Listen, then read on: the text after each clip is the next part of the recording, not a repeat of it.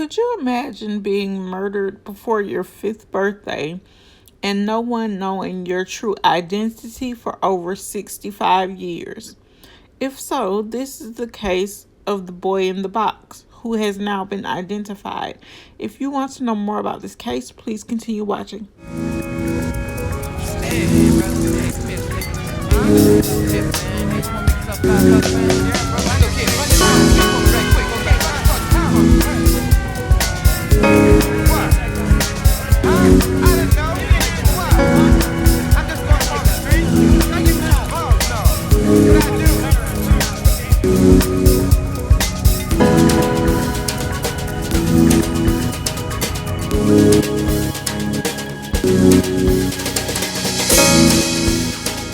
You are watching Roll a Mile in My Shoes TV.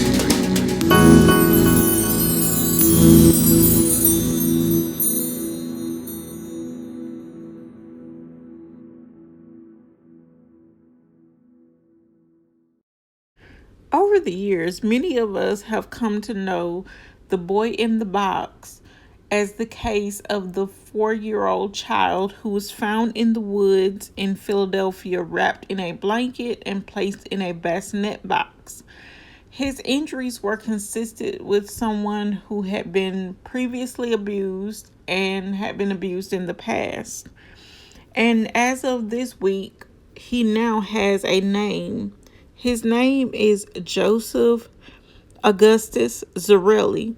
And at the time of his death, investigators weren't really sure of his age, so they labeled him between the ages of 4 and 6 years old. But now we know that he was murdered shortly before his 5th birthday, which would have made him 4 years old at the time of his murder. Until recently, this case was known as one of Philadelphia's oldest unsolved homicide cases. The identity of Zarelli was made through DNA analysis, and this is the same process that detectives used to find and apprehend the Golden State Killer a few years ago. As I stated before, this case is decades old, and it dates back to late February of 1957 when Zarelli was found wrapped in a blanket inside a cardboard box, and he was exhibiting evidence of recent and past trauma. And this indicates that not only had he been abused before, this also indicates that he was possibly abused shortly before his death. And this is also what could be considered the cause of his death, because his body probably could not withstand the amount of abuse that he was endured shortly before he passed away.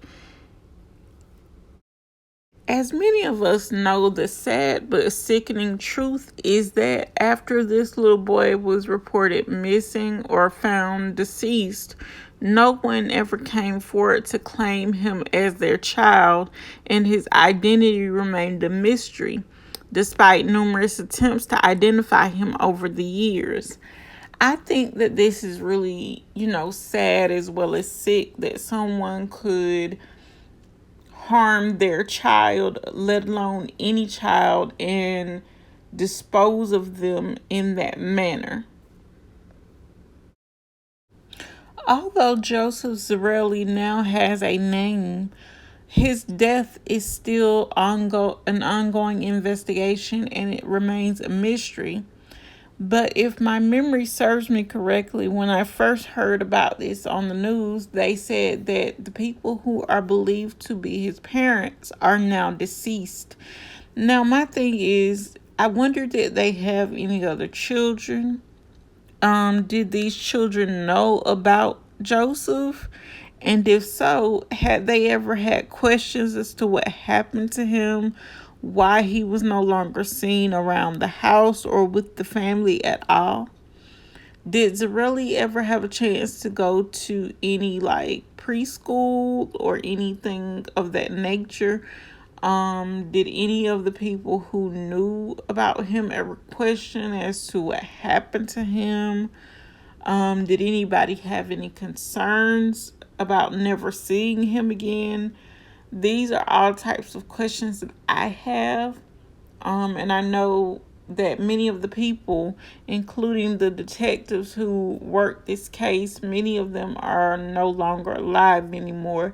So that, would lead me to believe that a lot of the people who had questions back then probably are also no longer with us.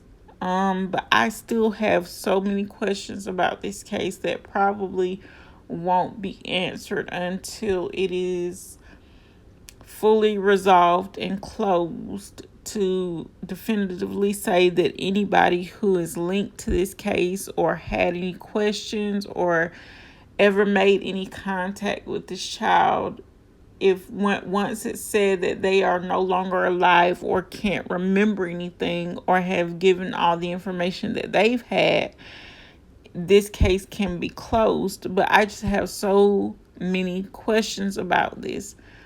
Why was he never reported missing or claimed by his family? Even, his siblings as they got older, if they, saw him there one day and he was missing the next.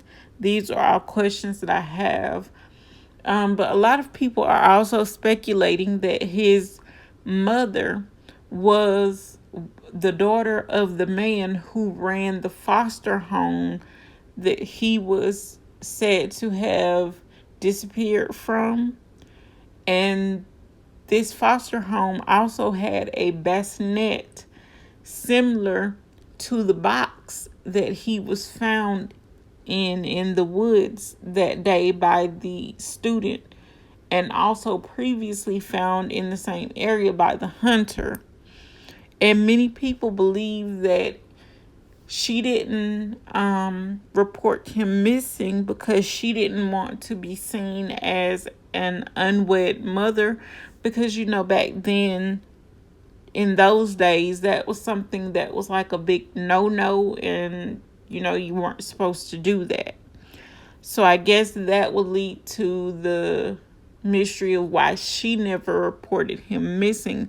But no one can definitively say if that is his mother or the two people that were mentioned on the news are his mother and father. But I'm pretty sure we'll have more information about this case as everything unfolds. No matter what the case of how he got into those woods that day, he had his life stripped away from him. And me, being an adult, I could never imagine having a child and then abusing that child and killing that child and then leaving the child in the woods wrapped in a blanket to potentially die, or even having that child die at my own hands and then placing a child in that situation. Because these kids didn't ask to be here. All they should have to do is be a child and be loved and protected by the adults that are around them. But if you guys like this video, please don't forget to leave me a like. Don't forget to leave me a comment. And if you haven't already subscribed, please don't forget to subscribe and share this video with everyone. And until next time, guys, I'll see you on the next one.